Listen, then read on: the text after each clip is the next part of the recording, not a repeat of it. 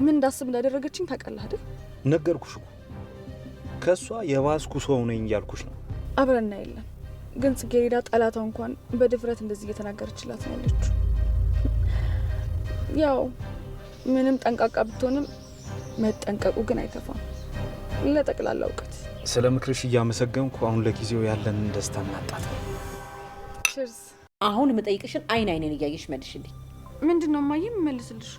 ስሚ፣ እዚህ ነገር ውስጥ ጽጌረዳ ማግባቷና ወንጀል በመነከሯ አንቺ እጅሽ የለበትም? እውነቱን ንገሪኝ። ቆይ ማየ እኔ እንዴት አድርገሽ ነው የምታስቢኝ? ጽጌረዳ ላይ በዚህ ልክ እንደዚህ ማድረግ ይመስልሻል? እንደዚህ የማደርግ ሰው እንኳን አይደለሁም። እንደዛ ብለሽ ካሰብሽ በጣም ተሳስተሻል። እንደሱ ከሆነ ጥሩ። ደግሞ ታውቂያለሽ አንቺን ጥቅም ለማስጠበቅና ጽጌረዳን ለሌላ ሰው ለመዳር በጣም ብዙ ርቀት ሄደናል። ከዚህ በፊት የሰራሁት ግፍ ይበቃኛል። ስለምን ግፍ ነው የምታወሪው? አንቺ ደግሞ ምን አይነት ግፍ ነው የሰራሽው? ላስታውስሽ እንዴ ከረሳሽው? የነብዩን አባት እንድታገባ ጽጌረዳ ብዙ ርቀት አልሄድንም እንዴ እኔና አንቺ? እሱን እንኳን በደንብ አውቃለሁ። ይሄ ደግሞ ግፍ አይባልም።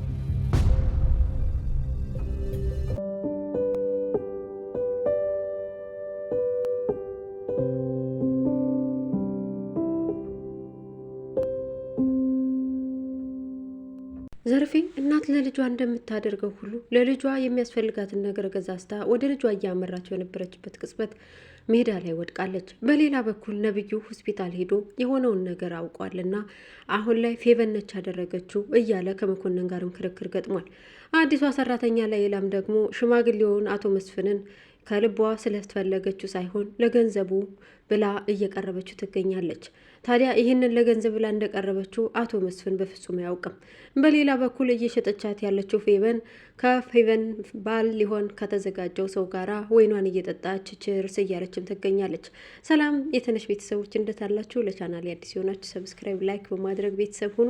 እነሆ ጽጌረዳ ድራማን ክፍል 32ን ይዤላችሁ ቀርብ ያሉ ላይክ በማድረግ ቪዲዮን ጀምሩት። ባለፈው ክፍል እንደምታስታውሱት እንግዲህ ዘርፌ ከሌሊቱ ላይ ስልክ ሳይደወልላት ምንም ሳትባል ተነስታ ወደ ክችን ስታመራ ነበር ፌቨን ክችን ላይ ያገኘቻት።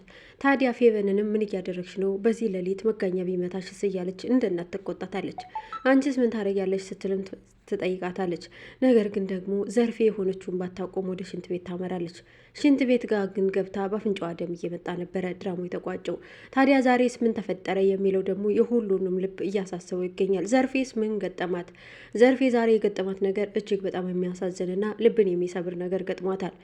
እንደተለመደው ጠዋት በማለዳ ተነስታ እትዬ ቤተ ክርስቲያን ልሄድ ብላ አስፈቅዳትም ወደ ቤተ ክርስቲያን ሄዳለች። ታዲያ ከቤተ ክርስቲያን ስትመለስም የልጇ ጉዳይ ስላሳሰባት ወደ አቶ መስፍን ጋር እያመራች አቶ መስፍንን ታገኘዋለች። አቶ መስፍንንም አግኝታ ለልጇን አደራ ብላ አደራ የሚያስብል ነገርም ሳይኖር እሷ ግን አደራ ብላ ማስጠንቀቂያ እንደ መስጠት ያክል ደውል እስኪመስል ድረስ አቶ መስፍንን አደራ ይቅርታም ጠይቀዋለች። ታዲያ አቶ መስፍንም ቆይ ግን ባለፈው ትክክለኛ ስሜን የጠራሽው የት ታውቂኛለሽ? እባክሽ ግልጹን ንገሪኝ ይላታል። ወደፊት እነግርሃለሁ፣ ዛሬ ግን አሁኑ ቤተ ክርስቲያን ልሄድ ነው ብዬ ትዬን አስፈቅጄ ስለወጣው ሰው ሳይሰባሰብ ቶሎ ልግባ ብለው አቶ መስፍንን ጥለው ወደ ቤት ታመራለች። ወደ ቤት ከመሄዷ በፊት ግን የናፍቅቻትና የራበቻትን ልጇን ለማየት ስልክ ደውላላታለች። እናቴ ነይልኝ ብላም ልጅም እናቷን ለመቀበል ሽርጉድ እያለች ትገኛለች። በሌላ በኩል ሌላ ልቧ በደስታ እየዘለለ ይገኛል። ምክንያቱም አቶ መስፍን የፈለጋት መስሎ ስለተሰማት አሁን ላይ መኝታ ቤቱም አጭር ልብስ መመላለስ ጀምራለች። እራቱን የበሉበትን እቃ ላንሳ እያለች በዛ ሰበብም እየገባች አቶ መስፍን እንዲያትም እያደረገች ደረቷንም እየገላለጠች ትታያለች። አቶ መስፍንም ልቡ እየከጀለ ያለው ሌላን ነው። ሌላን አሁን ከጎኑ አድርጎ ማቀፍ ቢፈልግም ግን ደግሞ እነ ነብዩ ስለመጡበት በቃ ይሁን ብሎ እቃውን አንስታ እንድትሄድ አድርጓታል። በሌላ በኩል አስመሳዩና ጓደኝነትን ክፋት በደንብ አድርጎ አጉልቶ የሚያሳየው መኮንን ዛሬም ከነብዩ ጋር እንደተለመደው እያስመሰለ ይገኛል። ነብዩንም ምን ሆነህ ነው ምን ገጠመህ እያለውም ይገኛል። ነብዩም ለምን ስልክ ዘግተህብኝ ጠፋክ ብሎታል። ታዲያ ስልክ ዘግቼ የጠፋሁትኝ የሆነ ጉዳይ ገጥሞኝ ነው፣ በጣም ይቅርታ ጓደኛዬ ነባ እያለ ሲያቆላምጠውም ነበረ። ነብዩ ግን አብሮ ከጎን ሆኖ ዘልዝሎ እየበላው እንደ እባብ ለስላሳ ሆኖ እየወጋው እንደሆነ በፍጹም አልታወቀውም። የሆነውን ነገር ይነግረዋል። ታዲያ ከመጠጥ ጋር መድኃኒት ተጨምሮ እንደተሰጠውም ይነግረዋል። ይህን ነገር ማን ያደረገዋል ብለህ ታስባለህ ብሎ ጠይቀዋል። ፌቨን ናታ ብሎ ይህን ነገር ይጠይቃል። ግን እኮ ፌቨን ይሄን ልታደርገው አትችልም እያለም ሲከራከረው ቆይቷል። ነብዩ ግን አዎ ልክ ነህ፣ ሁሉንም ነገር ስታደርግም እያየዋት ነበር፣ አብረን የጠጣ ነው። ስትቀደውም ደግሞ በየት በኩል እንደሆነ አላውቅም፣ ግን ደግሞ የሚያጠራጥረኝ ነገር ቢኖር ሐኪሞቹ ስሜት ቀስቃሽ መድኃኒት እንደተሰጠኝ ነው የተነገረኝ፣ ለዛ ነው ይለዋል። መኮንን ግን ግትር ብሎ ስለ ፌቨን መከራከሩን ይቀጥላል። ምክንያቱም ነብዩን መበቀል ስለሚፈልግ ፌቨን ማድረጓን እጅግ ወዶታል። ግን ደግሞ እሷ ናት ብሎ ስለነቃበት እንዳይነቃ እያስተባበለ ይገኛል። ነብዩ በስጨት ብሎ አንተ ስለ ፌቨን ቁመ እየተከራከርክ ነው ወይስ ጓደኝነት የገዶህ ነው እያለም ተቆጥቶታል። ታዲያ መኮንንም ይሄ ቁጣ ሳይገነፍል ብሎ ተነስቶ ወደ ኪችንም አምርቷል። ኪችን ሲሄድም ሌይላን ነበር ያገኘው። ሌይላ በጣም ደስ ብሏታል። በአቶ መስፍን መፈለጓ እጅግ በጣም እያጓጓት ይገኛል። ከሀብት ማማ ላይ ባንዴው ለመውጣት እየጣረች ያለችው ሌይላ ዛሬ ላይ ግን እጇ ላይ የሆነ ሰነድ የገባ ያክል እየተሰማት ነው። ለመኮንንም ታማክረዋለች። መኮንን ሆዬ ገንዘብ የሚወደው ሌይላን ሽጦ ገንዘብ ቢያገኝ ትልቅ እድል ነውና ለሱ ሌይላንም ደስ የሚልሽን ነገር አድርጊ፣ ለእኔም ላንቺ የሚጠቅመንን ነገር አድርጊ። በእርግጥ ሴትነትሽ ክብርሽን ዝቅ አድርገሽ ማለት አይደለም ይላታል። እሷም አንተ ባትለውም ክብሬን ዝቅ አድርጌ ሳይሆን እንዴት አድርጌ ማግኘት እንዳለብኝ ተስማምቻለሁ እያለች ከራሷ ጋር ወሬዋን ትቀጥላለች። ፌቨን በሰራችው ስራ ከቤት ገብታ እየተቅመደመደች እና እየተሽመደመደች ትገኛለች። ምክንያቱም ጽጌሬዳ ባል ሊሆን ካሰበው ከዮናስ ጋር አንድ ላይ ሆና መጠጧን እየጠጣች ጽጌሬዳን እየሸጠቻት ችርስ እየተባባለች የነበረችውን እያስታወሰች ሌላዋ ሌላ ዓለም ውስጥ ገብቶባታል። ግራም ተጋብታለች።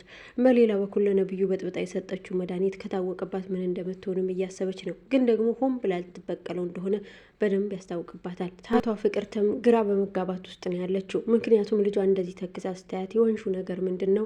አይኔን እያየሽ አውሪኝ ትላታለች። ዘርፌ የት ሄዳ ነው አንቺ ሻይ እያመጣሽልኝም ስትል ትጠይቃታለች። ስለ ዘርፌ አሁን የሚያገባሽ ነገር የለም፣ ሁሉ ነገር ቀርቦልሻል አይደል? ስለዚህ ጽጌሬዳ ላገኝ ልሄድ ነው ብላ ሄዳለች ትላታለች። እንደውም ለእኔ ምርጥ አጋጣሚ ሆነብልኝ፣ ነይ ቁጭ በይ ላወራሽ የምፈልገው ነገር አለ ብላ እናቷን ቁጭ አረገቻት። ታዲያ ስለ ጽጌሬዳ ማግባትም ትነግራታለች። ከዚህ ነገር ውስጥ እጅሽ አለበት ወይ? አይኔን እያየሽ አውሪኝ ትላታለች። በፍጹም እማዬ፣ እኔ ከዚህ ነገር ውስጥ አይኔ የለበትም እጅም የለበትም ብላ ትናገራለች። ነገር ግን ወይዘሮ ፍቅርተ እንዲህም ስትል ትመልስላታለች። እስከ ዛሬ የሰራሁት ግፍ ይበቃል። አሁን ግን ሌላ ግፍ በጽጌሬዳ መጨመር አልፈልግም። አደራሽን ከዚህ ጉድ እንዳትገቢብኝ ትላታለች። እማዬ ለምንድን ነው? ምን አይነት ግፍ ሰርተናል እኛ ስትልም ትጠይቃታለች። ከአቶ መስፍን ጋር ልድራት የነበረውን ረሳሽው ወይ? ግን ይሄ ባል ማን ነው? ዘርፌስ ታውቃለች ብላ ትጠይቃታለች። ዘርፌ አታውቅም፣ ብታውቅማ ኑሮ ላንቺ ትነግርሽ ነበር። ስለዚህ ዘርፌ ገና አላወቀችም፣ ግን ልታገባ ነው ብላ ትነግራታለች። ሽማግሌም ደግሞ እንደሚልክ ስለነገራት ሽማግሌዎቹ የሚላኩ ከነ ወይዘሮ ፍቅርተ ቤት እንደሆነም ስላወቀች ይህንን ነገር አብራርታ መናገር ግድ ይሆንባታል። ታዲያ ዛሬ እውነታውን ፍርጥርጥ አድርጋ ባትናገርም ከላይ ከላይ ያለውን የሽማግሌዎቹን ጉዳይ ተናግራለች። ጽጌሬዳ በትውስታ እናቷ የሆነ ሰርግ ተደግሶ በመንገድ ላይ ሲሄዱ እየዘፈነች ጽጌሬዳዬ የኔ ሙሽራ እያለች ስታቀነቅንላት የነበረውም በሀሳብ ማዕበል እየተናጠች እናቷን እያስታወሰች ትገኛለች። ነብዩም እንደዚሁ እሷን ቢያስታወሰ በመጨረሻ አንድ ቃል እንዲህ ብለው ነበር። ካንተ በፊት የሚያፈቀርኩት የለም፣ ካንተ በኋላ የማፈቅረው አንድ ሰው አይኖረኝም የሚለውን ቃል ደጋግሞ እየሰማ ከራሱ ጋራ ግብ ግብ ገጥሞ በሲጋራ ውስጥ ተሸሽጎ ይገኛል። አሁን ላይ ግን ጽጌሬዳ የሌላ ልትሆን እንደሆነ እሱ በፍጹም አያውቅም። ሰርጉ የሚሆነው ሽማግሌ ከተላከ በኋላ ከነ ፌቨን ቤት ነው። ታዲያ እነ ፌቨንም እውነታውን ለሱ አይደለም ልትነግረው ይቅርና ደስታ ጮቤ እያስረገጣት ይገኛል ከነብዩ ስለራቀችላት። ፈልታማዋ እናት ዘርፌም ወደ ልጇ እየገሰገሰች ቲማቲሟን ገዛዝታ እቤት ውስጥ ዝግጅት ብለሽ ጠብቂኝ ብላ ልጇን ደውላ ተናግራ ልጅም እናቴ እየመጣች ነው ብላ ተነስታ ቤቷን እያጸዳዳች እየጠበቀቻት ነው። እናት ግን መሀል መንገድ ላይ ስትሄድ ድንገት እየተወዛወዘች ራሷ ይዞርባታል። ራሷ ሲዞር ግን እስከ ወዲያኛው ይሁን ለአጭሩ ጊዜ አይታወቅም። ድንገት ራሷን ስታ ትወድቃለች። በአካባቢው ምንም አይነት ሰው አልነበረም። ዘርፌ ምን ይገጥማት ይሆን? በቀጣይ ክፍል የምንመለከት ይሆናል። እስከዛው ጤና ይስጥልን። ላይክ በማድረግ